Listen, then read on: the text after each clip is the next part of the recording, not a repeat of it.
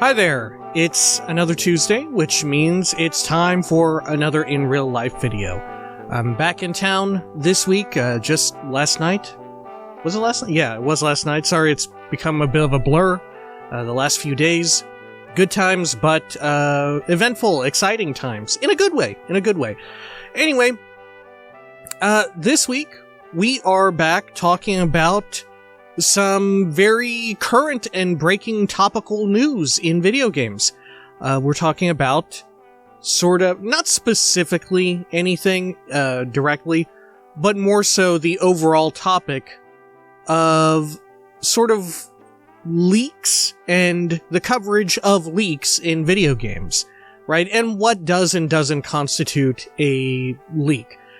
Just recently, I believe about 12 hours ago or so, Insomniac Games of Sony PlayStation fame, they do Ratchet and Clank and recently Spider-Man 2. Looking forward to playing Spider-Man 2 when it gets put over on PC.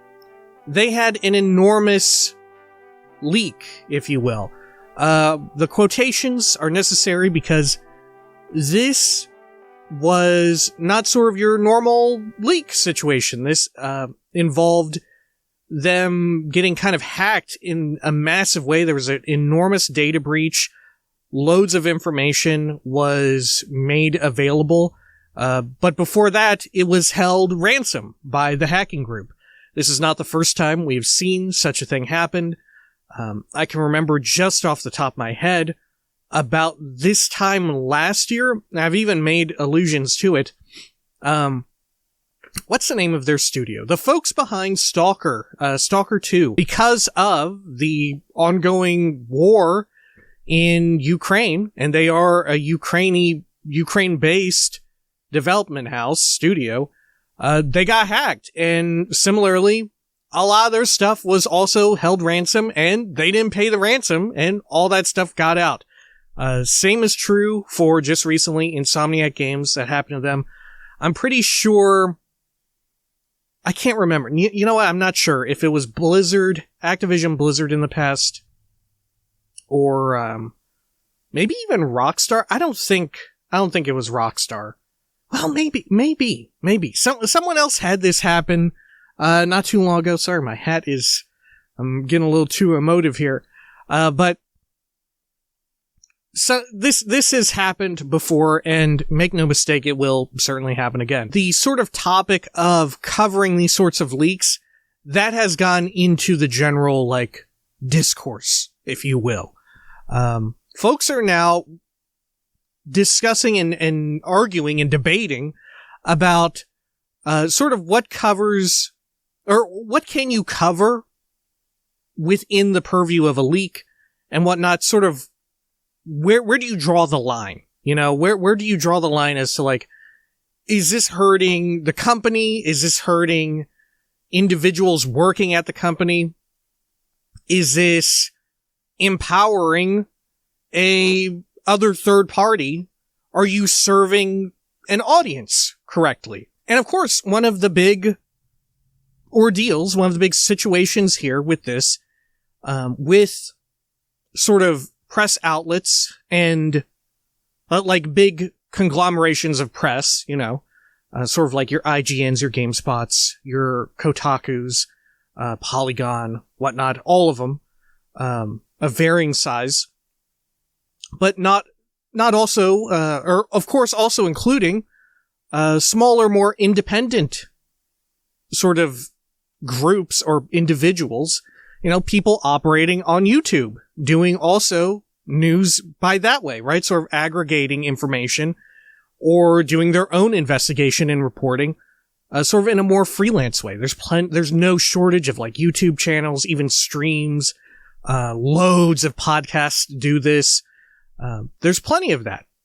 And one of the big points is in defense of sort of these groups, these individuals reporting on these leaks, is that they of course do not owe the company, the development studio, anything, right? And that's incredibly true, right? That is, of course, that is extremely true. They are there to serve their audience. They are not working for the company. They are not working for the company that develops the games or publishes the games or anything like that. They're working for their audience, right? Their audience who watches or listens or reads whatever it is that they create is who that they are working for, you know? They are the ones who are paying their bills, right? For whether you are an individual making, you know, sorts of journalistic videos on YouTube or, you know, a big blogosphere group, you know, you are being paid in some form or another by your audience. People will come to your site, listen to your podcast, watch your video.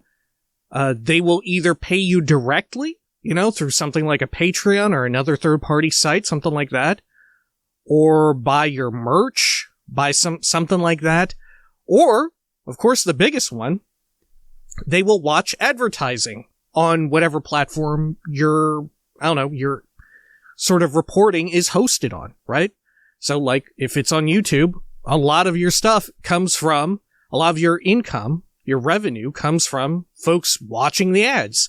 And typically a little bit, or if you're in a bit of an edge case, it comes from, like I said, directly supporting them through like something like Patreon or whatever, or buying merchandise, you know? So yes, in that regard, folks reporting on, yeah, they don't owe anything to these companies, right? So you do sort of have some sort of moral, moral calling, I guess, if you want to heed that calling, to sort of protect people as well that you are reporting, that you are like making investigations on, right? And certainly in the past we've seen where they have helped. Certainly we've seen folks reporting and investigating situations like layoffs, crunch, sort of, I mean, shit, we were just talking about Blizzard. They had immense sort of HR issues there at Blizzard, and they weren't the only companies, right?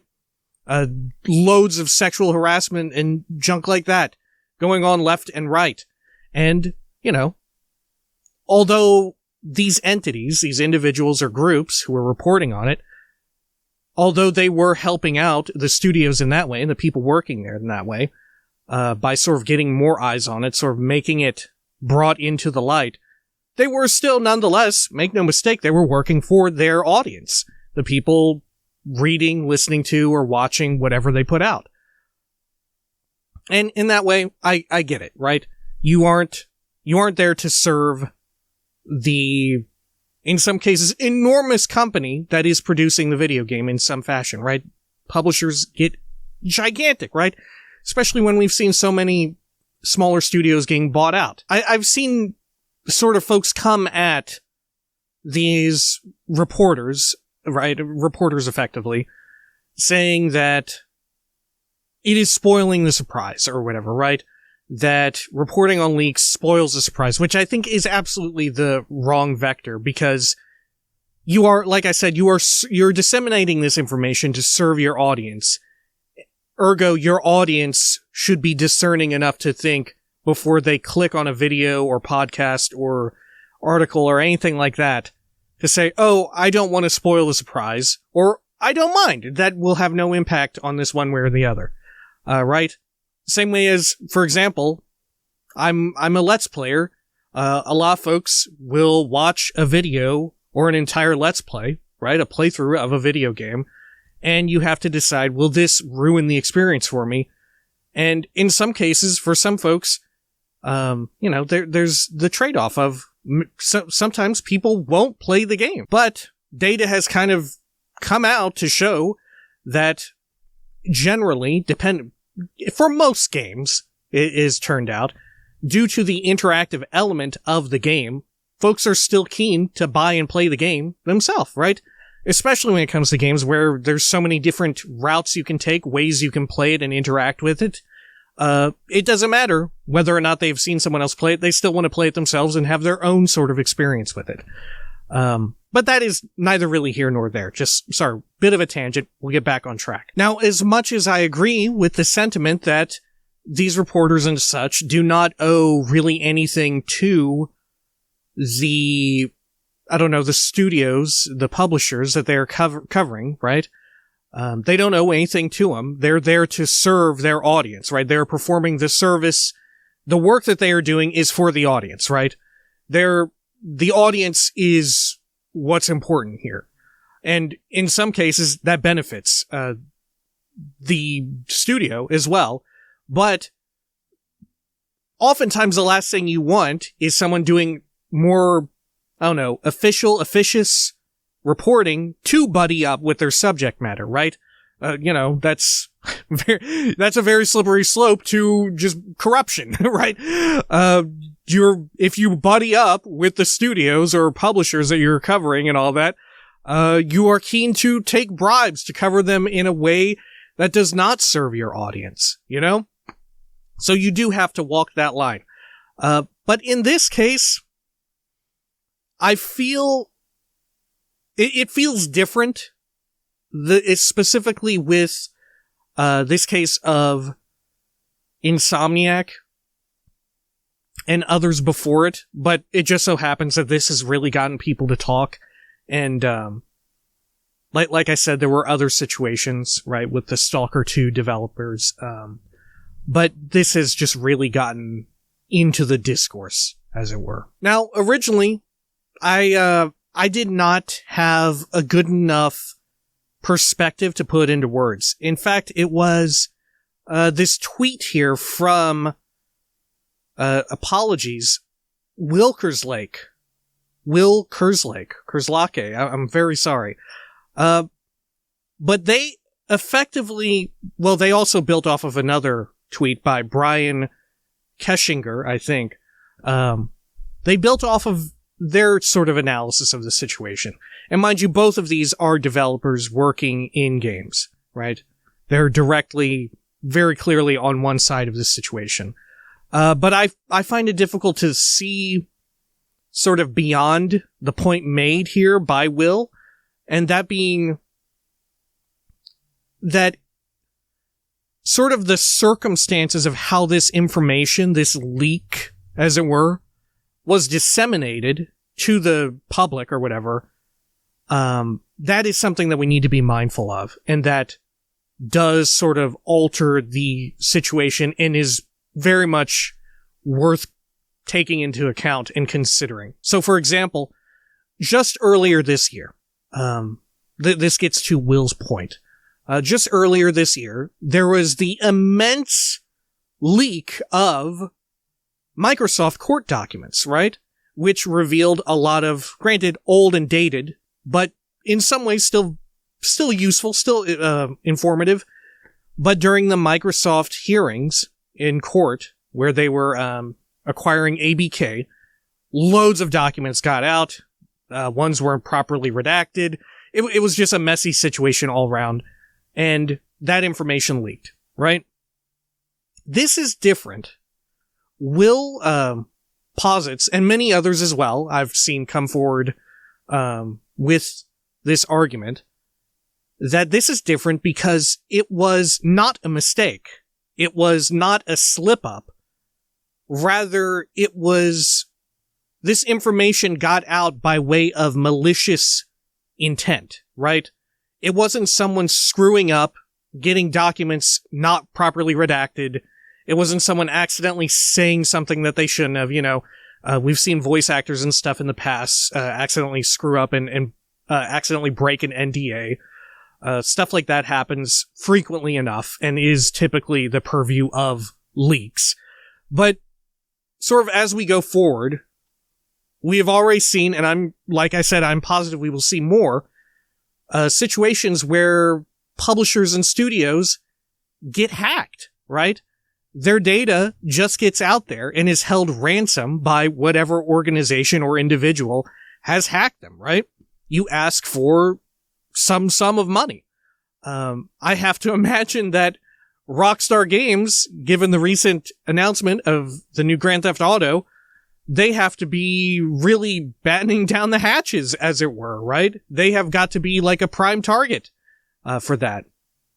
I remember there being cases of similar situations. I don't think a ransom necessarily for the data was involved here. But I remember way back in the day, the first one that I can think of for this was Half-Life 2 getting hacked, Valve getting hacked, and information for Half-Life 2 being disseminated in a similar way. That said, like I said, I don't think there was a ransom. There may have been. I was fairly young at the time, so I don't remember everything about it. But make no mistake, there was an issue where Valve got hacked in such a way. But regardless, this I feel and agree with Will and others who have made this point, that this changes the situation, right? This is not similar to someone screwing up and that information, very literally leaking out. Someone messes up, there's an accident, there's a mistake. This is malicious, right? This was done for their benefit, right?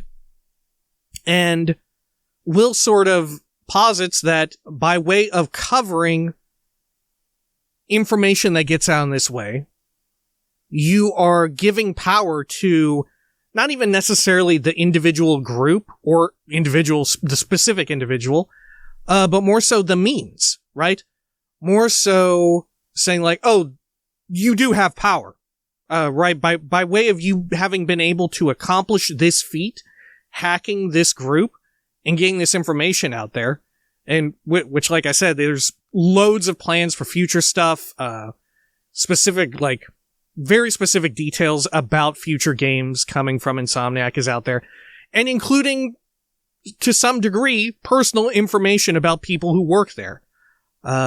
This was all obtained in a very nefarious manner. And I cannot help but agree with the idea that this does change the way in which it should be approached, right?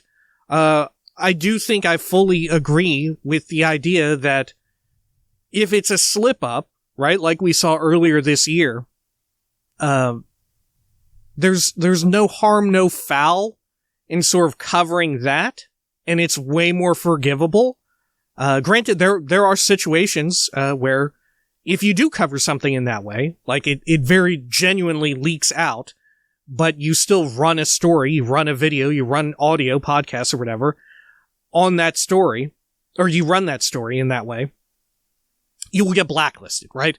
I believe BGS, Bethesda Game Studio, is very keen, or at least in the past, I have no idea how they operate now after the acquisition, and, Pete Hines is no longer over there running, sort of, being at the forefront of the community liaison team. But they used to be very strict on stuff like that. Any way in which information leaked out in such a fashion, they would just blacklist you, right? They would blacklist whatever organization did it. And that comes with the territory, I think. When you go into it, sort of reporting on this sort of thing, I feel like you're being foolish if you go to report on leaks and stuff like that and say, whoa, I got blacklisted, right? You should expect, that to happen, right? It's more, you should be surprised when it doesn't happen. But at the same time, right, who can blame someone who got blacklisted for being like, you should unblacklist me, right? Obviously you should try and work whatever it is. It's all optics, right? At the end of the day, it's all optics. Like, oh, you go into this understanding, oh, I'm probably going to get blacklisted. But of course, if I get blacklisted, I'm going to try and wield my audience to say, hey, I shouldn't be getting blacklisted, right? It's kind of a wild situation, and frankly, I'm glad I'm not in it. But like I said, this is an entirely different beast all to its own because, like I said, there was malicious intent. It wasn't sourced from a screw-up. It wasn't information that got out there from just someone slipping up or multiple people along the road slipping up, and the information just comes out. It's not even like an insider situation where someone anonymously within a company says, oh yeah, hey, I've got a contact in the press, or I've got a contact who works, doing podcasts or doing videos on YouTube and stuff. they might slide me a couple $100 or whatever, or I just feel like being a little devious guy. I'm going to tell them a little something. I'm going to give them a little hint at what we got cooking, right? It wasn't even that. It was a tertiary party, a third party coming in with malicious intent to make some big ones off of that, right? And certainly we've seen in the past where other companies have put out bounties, right? Companies themselves who are in such a state where they can't afford this degree of, I don't know even what you would call this weird type of cybersecurity. They put out a bounty and say, like, if you can hack us, we're going to give you a couple $100,000, right? Or even $1 million. I want to say I forgot who it was, but there have been situations where, like, there's a bounty out. It's like, yeah, if you can hack us and show us how you did it, we'll pay you, right? We will pay you, and we will use that to shore up our own cybersecurity. And a lot of places have that in effect. And I believe there's a few people who try and do successfully make a living doing that kind of thing, like finding those bounties and sort of exploring those weaknesses, right? But regardless, none of this was that. This was something going horribly wrong. There's a third party involved, and there was a ransom, and they chose not to pay it. And that is why I very much agree that it feels incredibly screwed up to cover it in that way. And all that said, I do think that I am open to being suggested otherwise. I'm open to being convinced otherwise. That, yeah, maybe you should report on leaks that have been disseminated in this way. Right? I'm open to being convinced, but I am not sure. Like, I've done some degree of mental gymnastics to think, well, what could convince me? You know, what could convince? Is there a hypothetical situation, or less than hypothetical, or more than hypothetical, I should say, in which I could be convinced, like, yeah, of course it's fine that you report on something like this. You're a reporter, right? You don't owe the company anything. But in this case, I am unable to sort of work out a way in which I can see a way in which you're doing that and it makes sense. If that in and of itself makes any sense, right? I struggle with it, but I am open to being convinced.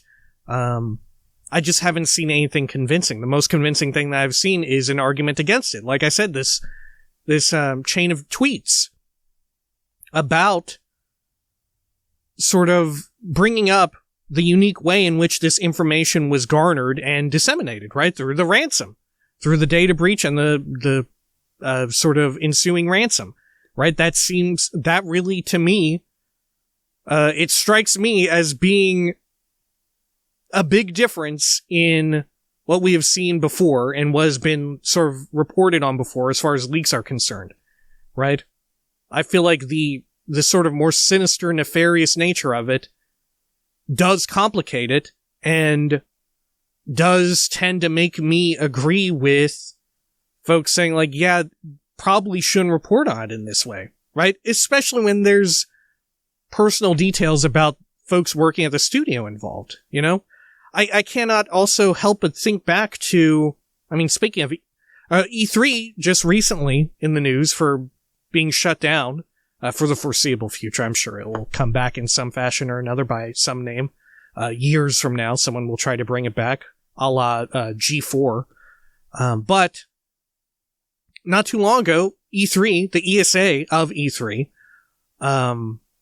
they accidentally got out a whole bunch of, they leaked out, effectively, a whole bunch of press information, right? Straight up, like, addresses of people in the press. Regardless of where you work, there was information they doxed everybody, right? They doxed so many people who signed up early for E3. I forget what year it was. It was like 2 or 3 years ago. Information just like it was just out there. You could just publicly access it on their site for, I think, hours at a time. And of course, nefarious folks, backed up all that information. But yeah, there was data on folks who, regardless of sort of the level in which you were a reporter, you know, whether you worked at a larger organization, a fresh organization, you were an individual, you were working like for yourself on YouTube, doing reporting on that way. If you had uploaded and sort of entered your information on their official site, it was just available, right? People could get in there and look at it, and that information was disseminated in sort of a nefarious way. Granted, there was no ransom in that situation. It just got out. Let me put it this way. To me, it seems very clear that this is a very different situation because of how the information got out, right? Because it was sort of a sinister, nefarious actor perpetrating the data breach and just holding the data ransom, right?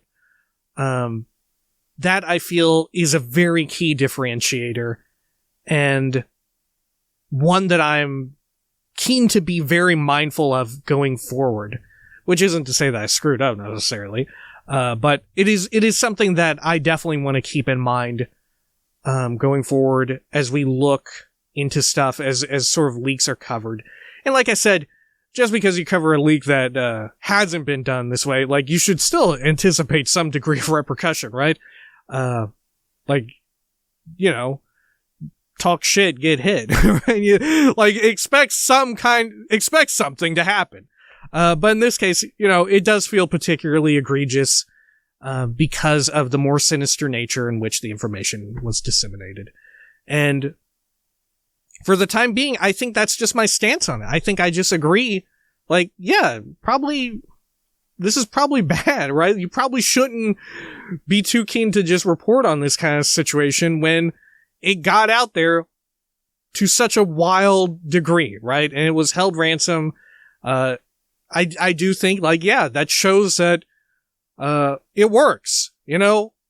If you also want to hack someone else and hold their shit for ransom, you probably can get away with it, right?